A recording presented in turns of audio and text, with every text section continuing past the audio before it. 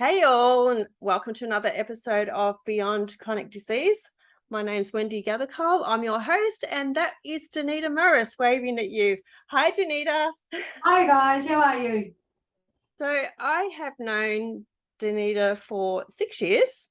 Denitta is the owner of Active Pilates Studio at Ormo.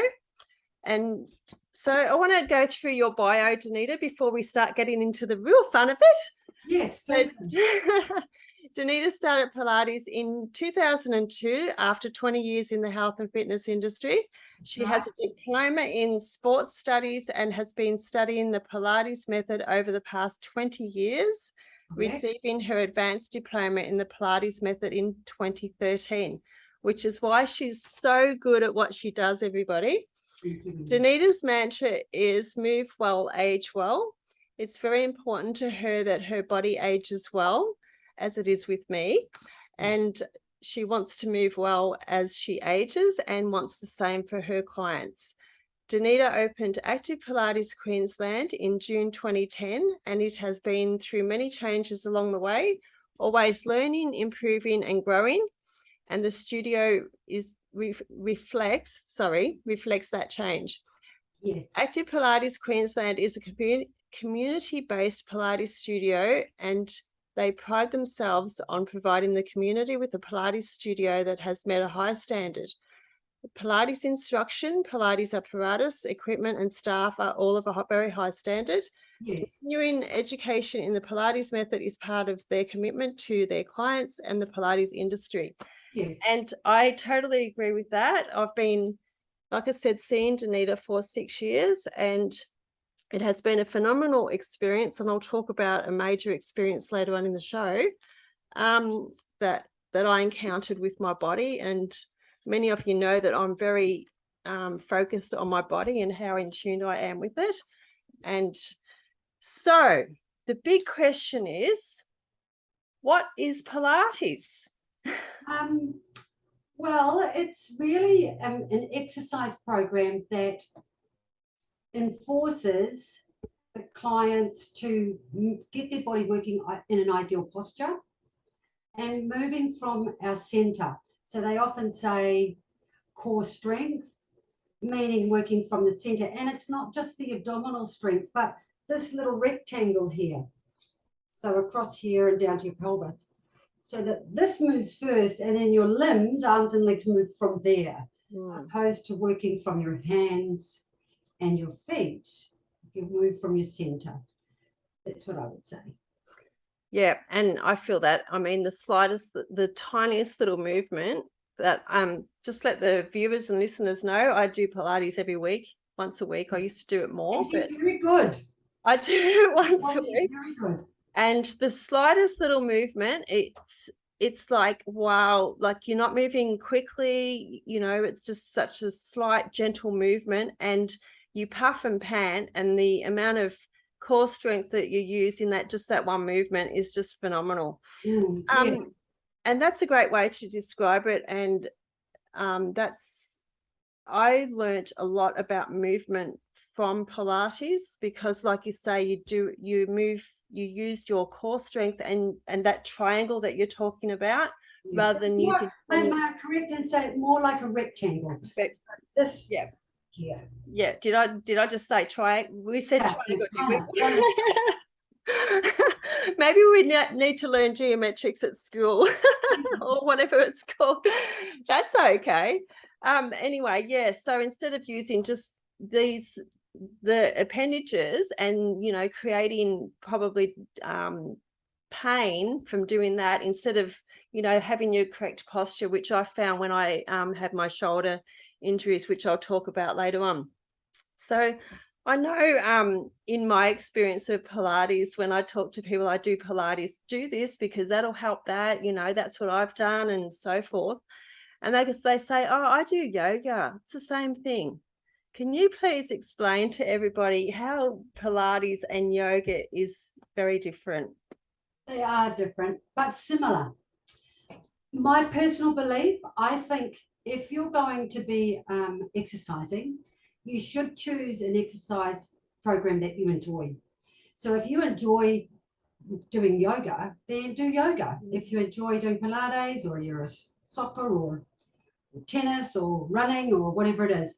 But Corolla Trier is one of the first generation elders. So she was trained by Joseph Pilates.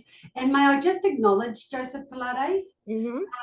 He came up with this system of movement really ahead of the game. He was born in 1883 and he died in 1967 at 83 years old. May I say of emphysema, because when he used to teach in the studio, he used to smoke his cigars, as you do.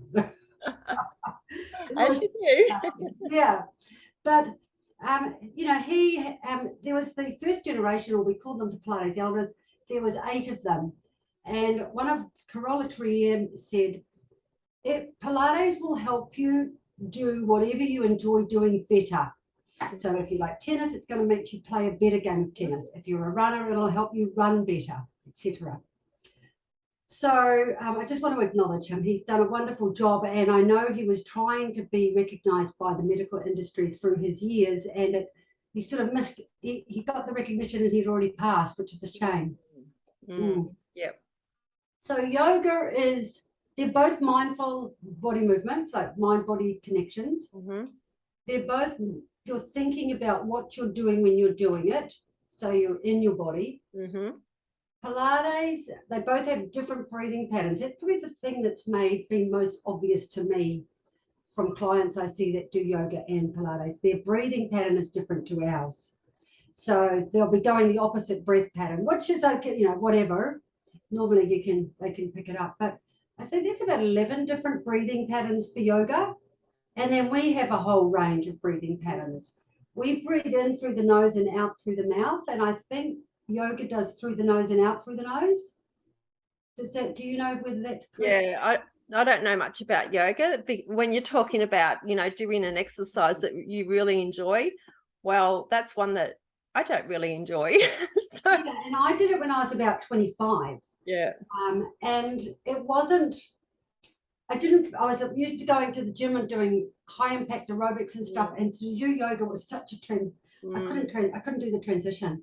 For me, I found Pilates more my style, and I think probably the same for anyone who's done any gym work, because you've got that strength and that resistance, and that you're exercising for and challenging, opposed to, I feel yoga is sort of focused more around flexibility and flow of movement. Yes. Yeah. And we're more focused around strengthening, lengthening, range of motion of the joints, etc. They sort of cross over. They do really cross over a little bit. But they are. Really like. Yeah. Well, thanks for that. No, that's a good Did that help? What was that? Sorry. Did it help? Yeah. No, it is very different. I have tried to explain that it is very different, but I like that where you say yoga is sort of more the flexibility, I guess. Yes, and we're more strengthening or strengthening. Yeah, and I can attest to Pilates being bloody hard, actually. Same. But I love it. That's what I love about it. I love that. And I get in there and I'll do 1 or 2 exercises and I'm like, oh my God, I can't feel my legs anymore. Well, I can feel them, but I can't walk on them. That's a good thing, people. That's a good thing. It's a good thing. Yeah. So how often I know I spoke about doing Pilates once a week. I was doing it twice a week, and sometimes I was doing it 3 times a week, which I love it. But I mean, I do other sports as well. So what would you suggest would be a good starting point or a good, continual point for doing Pilates? How often? Again, it's got to work in with your lifestyle. Yeah. It's really, I mean, we were made to move. Your body's made to move. So to find something you enjoy doing, that's the key. Yeah. So when you first discover Pilates, I mean, first, what I found for me personally, when you first discover it, it's like, I don't even know what I'm doing here. What am I doing? I'm lifting my leg up and down. I was sort of looking around the class thinking, I could do 1,000 of these. I don't get it.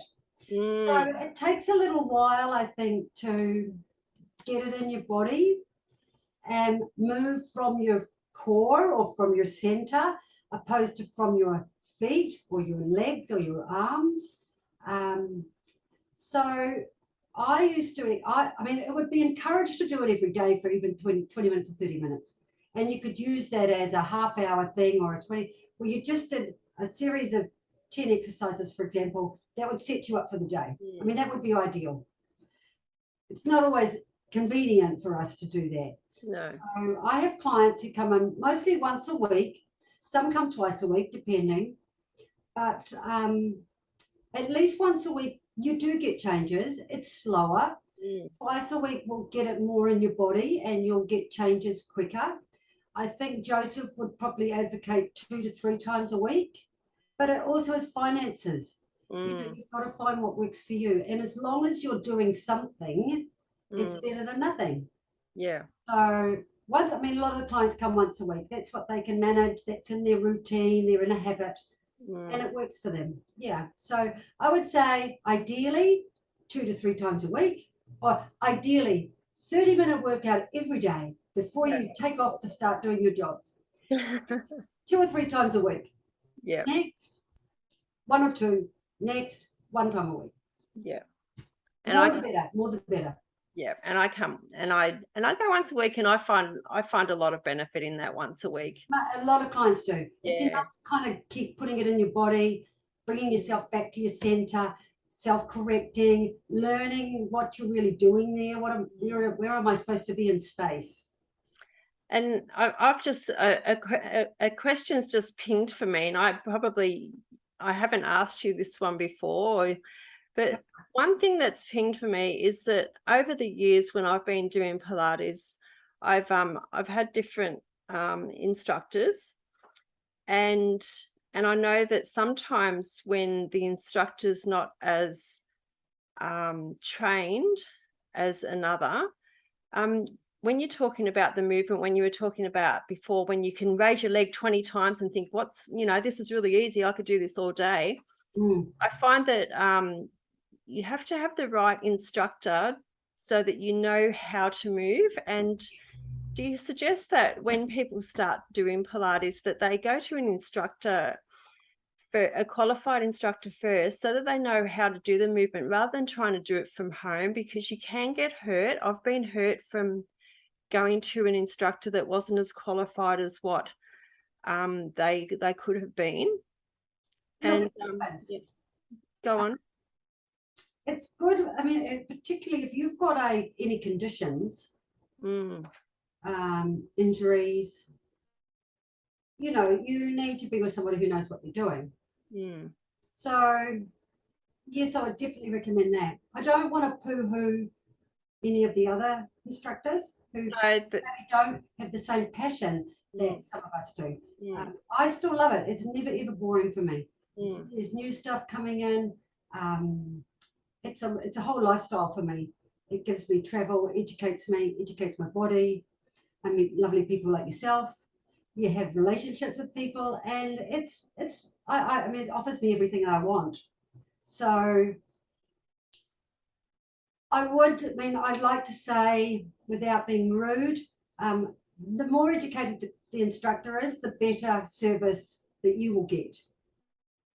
Yeah, I mean, I don't, everyone's out there to do what they love and they're doing their passion. I just found that when like you say, if you have got an injury, it's like, you want to go to somebody that's more qualified. Like you don't want to go to somebody's done a weekend course. Yeah, you don't want to go to your best friend and say, hey, can you fix me up? You want to go to a doctor per se. So I guess that's sort of where I was getting at. I have found for me, because I had been training at a reputable company, and then I moved house, and then I've tried to find somebody else.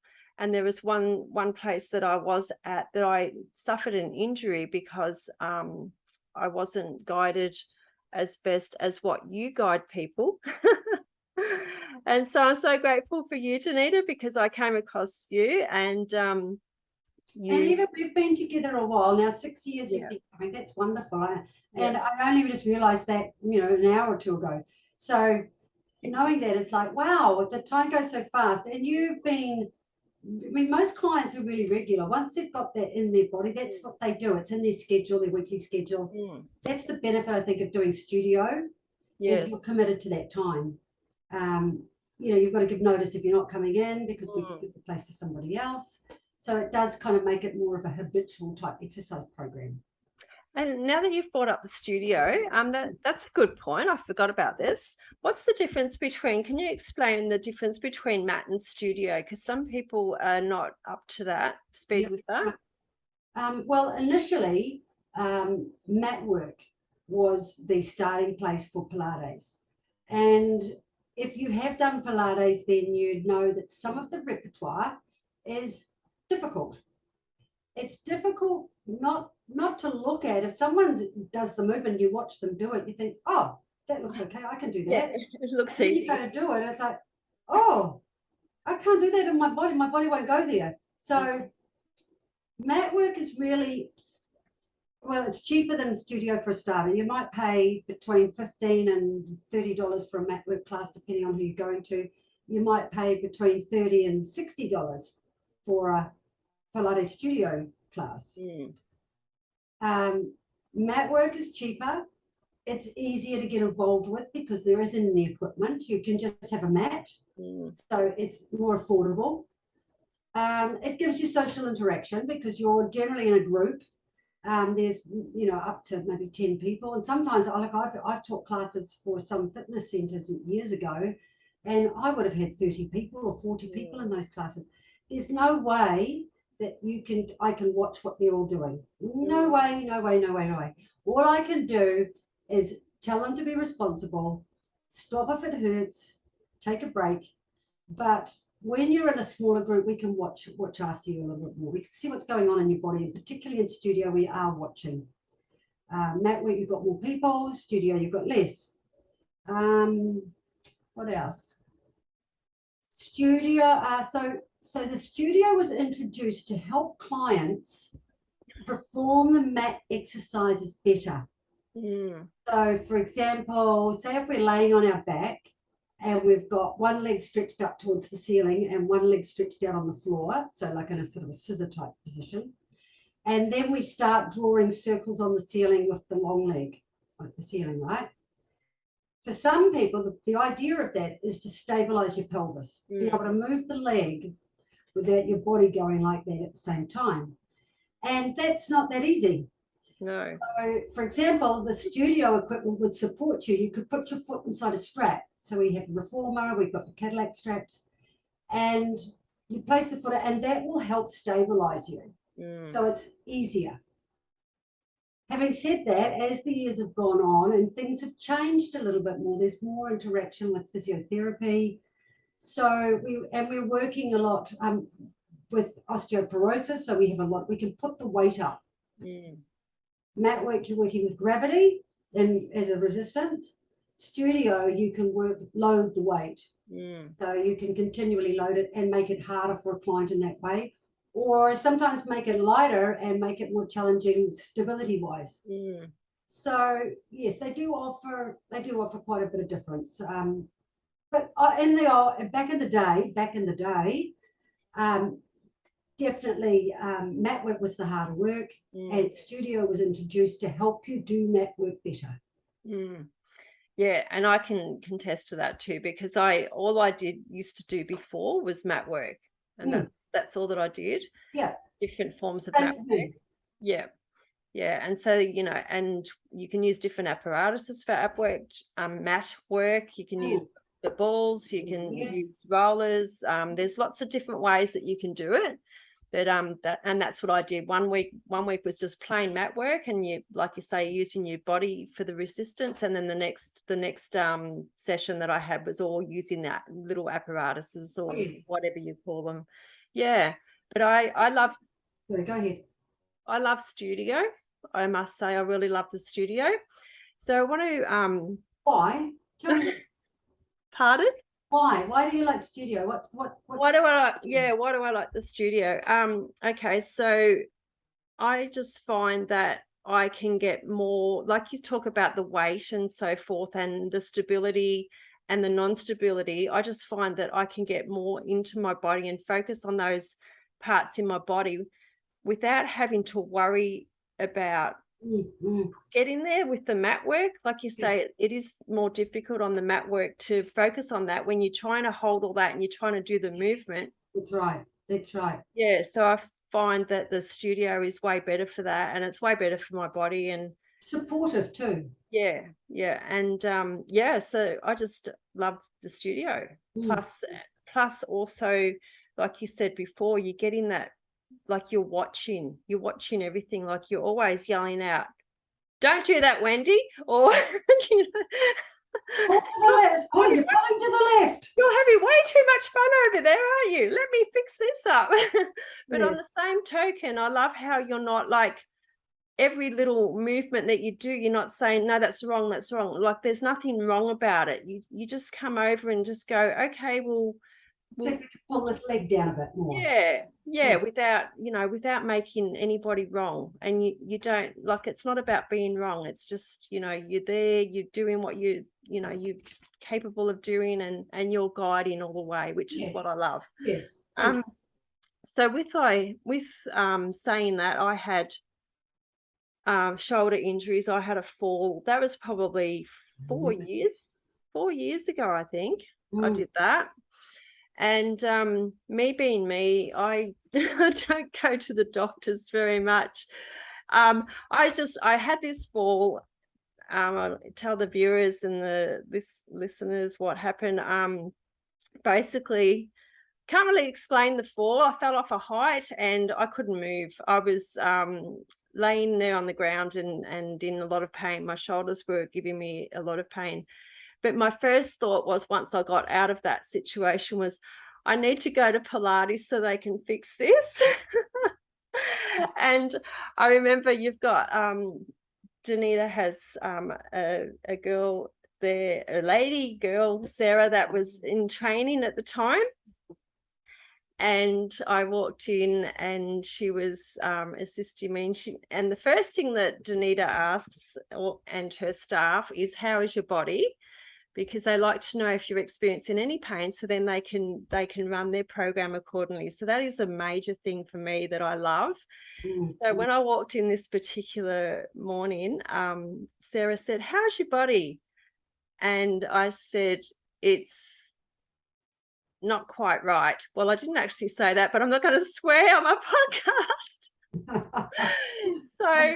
So we went right back to basics, because I had injured both my shoulders. One of my arms I couldn't bring even up to 90 degrees. The other arm was just flopping all over the place. So I sort of thought that one was okay and the other one was bad, but the other one used to just pop out all the time. That's right. Yes. Yeah. So what we started with was just really the real basic movements, what you would think that you're way past, especially when you've been doing Pilates for as long as I had been. And I'm thinking, oh, I'm going back to square one here.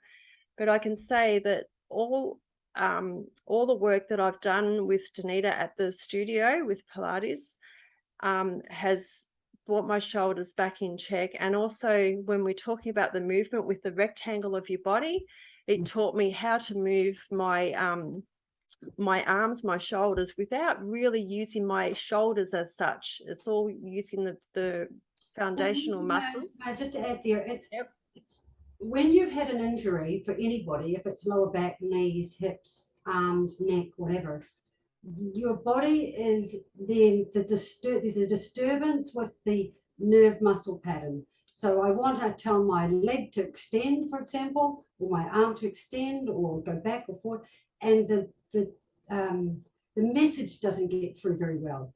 So when you're not sure, is that, did you want it here? Is that what you mean, or is that right?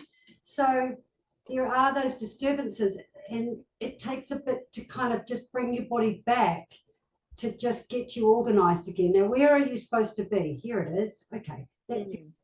And then once the client's done a few of those, and you would be able to agree with this, I'm sure, that you do a few and then say, oh, okay, that feels better now. I'm kind of feel like I'm organized again. And then you can pick it up and away you go again. Yeah, but that's important to bring it back to the basics, to get those basic patterns or organization patterns within your body, and you were able to tell your body what you want it to do. Yeah, and that's exactly what with the shoulders, like going on that roller and just opening up Yes. your shoulders and so forth. Anyway, it's hard for, if anyone hasn't done Pilates, it's hard to go right into that. But that's where I started. Like, I was in major pain, and all I did was Pilates, and I did it. I think I was doing it, coming in a lot more often back then, but it was just, that's how I got my shoulder strength back. And I went for like, I still had a little bit of pain and so forth, and I thought I better go for an MRI, but that was a considerable time afterwards, and it did show up that I had fluid, and I don't know what else happened. Oh, a bursa, some bursa thing, whatever that is.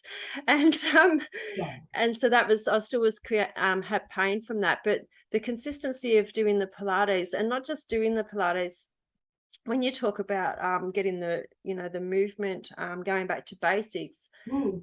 even when you suggest things that you can do when you go home, like even sitting in the car, I was, your shoulder is supposed to be sitting back, not forwards, so I could feel it coming.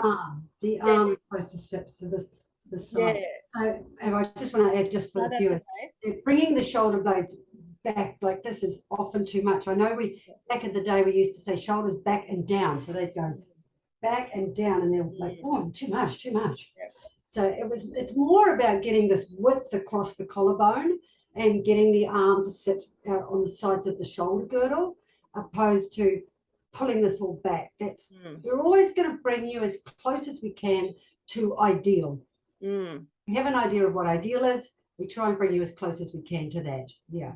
Yeah. So one of my shoulders used to keep, my arm used to keep coming forward, and that was the injury. So after I'd had the session of Pilates, it was really good. I felt really broad across here, and then I'd be driving for a long period of time, and I just could feel like I could just feel that arm creeping forward, and sort of feeling like I was leaning. So then I'm like, oh, okay, this is what Denitta said. So, and then I've sort of just like, pull it back, and with all those little tips that you give us to go out the door with, yes, is a benefit, because you're still, what you're creating in your body is the continuance of posture. yes, correction. Yeah. And through that, also, because I was doing a lot of yard work and so forth, and I was using I was doing it in a different way, like I was digging in a different way. And even though I had these shoulder injuries and I still had some pain, when I was doing this work, I wasn't creating any more pain for myself, because I was using the correct posture. Yeah, The muscle. muscles and posture, exactly. Yeah. It's so important. Yeah. Mm. So that's, I wanted to do a little thing about breathing, if I may. yes, I was just going to say what else, because that's all I wanted to talk about with my shoulders, and how you can help with certain injuries. So yeah, talk about breathing. I thought about with breathing that maybe we could do it together. Yep. So if you're at home and you want to have a little go, there's all sorts of breathing. There's belly breathing, diaphragmatic breathing, lateral breathing, there's chest breathing, there's sling pattern breathing, etc. But if you're at home, if you just take your hands, I'm just going to go a little higher, and just put your fingers around the front of your ribs and your thumbs then around the back. And if you just have your elbows wide, maybe bring your elbows a little bit forward. Just bring your elbows a little bit forward. And now if you breathe in, I want you to try Doing it. into your hands. So I want you to breathe sideways. So if I lift myself up, you're breathing in this here. So this is lateral breathing. Let's do this again. And then exhale, close. We'll do 2 more breaths. So with Pilates, it's inhale through the nose, exhale through your mouth. Inhale through your nose, exhale through your mouth. So that's lateral breathing. Put your hands now on your tummy, on your belly. Belly breathing is when we inhale and your hands will slightly rise. When you exhale, your hands will slightly sink. So I'm just going to go here like this. I'm going to go inhale and then exhale. This is belly breathing. Let's do 4 breaths. Inhale. And exhale. Oh, it's calming already. 2 more. Exhale. 1 more time. And exhale. And then if we place our hands across our chest, this is chest breathing. Inhale and see if the ribs lift under your hand.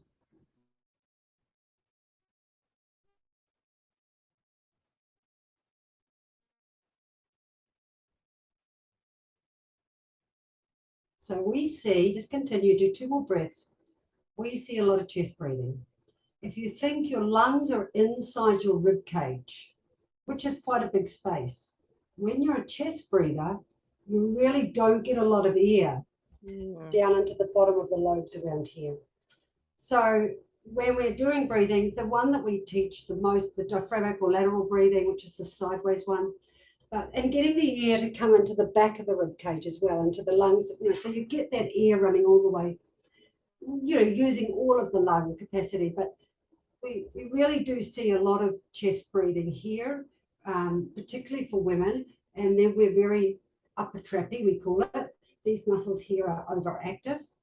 So we teach people lateral breathe and be able to calm down this neck and shoulder area so that you're not, and often we see people come in the door and their shoulders are up there by their ears, so that's a really important part of Pilates.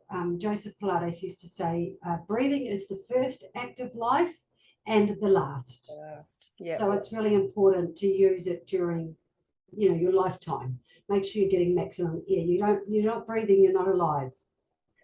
And the breath work is awesome. And I know that you're very clever, and I can do it too, I believe. Breathe into one lung at a time. Breathing, yes. One lung breathe. Oh, can I try that? I think I can do it better when I'm laying down. So just have a go. I mean, we've just asked everyone to place one hand on the rib cage, just on one side. And when you draw the air in, try and breathe into your hand.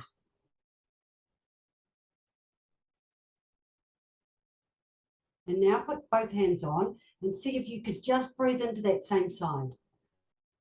Yeah, that's so much fun because it is so much fun when you can do that. And saying it to people. Okay, so we're just going to do breathing into one lung now. They're like, what? Really do that? One lung breathing? It's like, we can. You have good control of your body. When clients are able to do that, it's a really, they're really connected to themselves. Yeah, and I was just going to say, I find that when you've really got that body connection, you can do that. And yes. I know with me, when you'll say to me, you just need a little bit more glute on that side, Wendy, and I only have to think about it, and it's more, sometimes I'll do the movement and you go, no, too much. And I'm like, oh, okay. So then I don't even do any movement. You go, yeah, that's perfect. So when I'm in my body, I can just think about my muscles move as they move. And I know that you've helped, like I water ski, and so after I got a lot of assistance with my shoulders and they were really good, and then I started water skiing, I was a little bit skeptical about starting skiing because of my shoulders. Mm-hmm. So I did experience a few injuries through that, but again, coming to see you regularly, I was able to alleviate that pain from my shoulders as well. I mean, yes, perhaps just reorganize. Everything we do is going to change your body. Even I'm a gardener, so I'm often when I used to teach a lot of mat work, I'd say, good morning everybody, how are your bodies? And they'd all good or not too bad, or I'm a little bit sore, and I'd be thinking, oh, I am so sore from gardening. Oh, it's such a easy, I mean, it sounds easy, but it really changes your posture. So it's like, that's why I think it's important. If you can do the ideal Pilates training, that would be 20 minutes, half an hour every day. You're sort of recovering from movement that we do all the time. General activity that changes us. It does. Yeah. I feel like I'm doing it every day because I'm thinking, oh, okay, I'm slumping forward. Get back, Wendy. Yay. Yay. People say that to me often. They'll come in and say, oh my gosh, Denitta, I just did a hike with my girlfriends. And as I was going up the hill, I was thinking of you, thinking glutes. I know. And so it makes me smile. So it's that education, I think, and understanding so that you can self-correct. If you Yes. self-correct, you're correcting all the time. You're going to have much more success in getting the changes in the organization that you need. Yeah, in your own body. And that's so true. I totally agree with those people that think about you when you're doing exercise, because you're in my head too. Yeah, yeah. So thank you for all that you do. You're very much appreciated, and you're such a, great ambassador for Pilates. Your studio is just beautiful. You're so good at what you do. I just love it. Thank you. Anything else? And the breathing, I just do want to reiterate that breathing is so important, and it's easy for me because I always breathe through my nose and out through my mouth, and I always do that deep breathing. I just feel that when you talk about the chest breathing, like shallow breathers, you're not getting. I feel that when I breathe right down into my like abdomen, that sometimes it's healing. It just feels so much more healing for me. So in saying that, Pilates is great. Like I said before, Denitta and her staff always ask how your body is feeling. So if you are suffering from a chronic disease, anything abdominal, like any consistent, persistent aches and pains and so forth, Pilates is your best friend, especially from Denitta and her staff, who are well trained, highly trained, and I highly recommend. Anything else you would like to add? Well, I mean, I think it's an awareness. If it's pricked your conscience to make you think that maybe it's something I should try, I think that's a good thing. Follow it through. Have a go. It's not for everybody. Sometimes it drives you crazy. Sometimes you're trying to breathe, you're trying to count, you're trying to lift your leg. Sometimes and it does your head in a little bit. If you like to be a person who likes to who's a thinker, they call it the intelligent way to exercise. Mm-hmm. You need to be a thinker. Otherwise, it's just like gobbledygook. I don't know what I'm doing here. But I'm an advocate for exercise. I think we're made to move. Anything you do that is wonderful. But if you want to pursue something with Pilates, I encourage you to go ahead and give it a go. Yeah. And I do too. And we could sit here and talk all day Pilates. Good. I absolutely love it. I'll have to get you back to do more. I'm happy to come back if you want to do anything. Yeah. That'd be awesome. So look, thanks very much. I'm very grateful for you to be here. And I'm sure the listeners and viewers would love that, because I just think it was awesome. So much information. Thanks, Denitta. And thanks for asking me on. Oh, my pleasure. I appreciate it. All righty. See you all. Guys, I hope you have a go. I hope you have a go at it. Yes, and if not, find something you enjoy to move. Keep your body healthy as you age. Thank you very much. Okay. Thank you, guys. Bye for now. Bye.